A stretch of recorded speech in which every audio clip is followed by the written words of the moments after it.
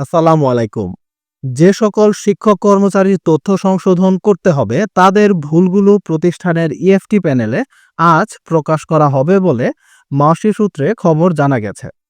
আজ যে কোনো সময় সেই সংশোধনী প্রকাশ করা হতে পারে।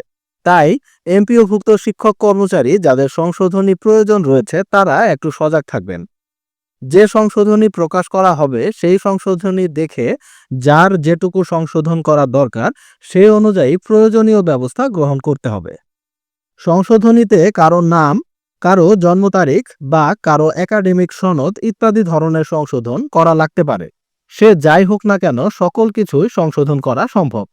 তার জন্য সময় মতো সঠিক জায়গায় নক করতে হবে এবং সঠিক সময় পর্যন্ত অপেক্ষা করতে হবে।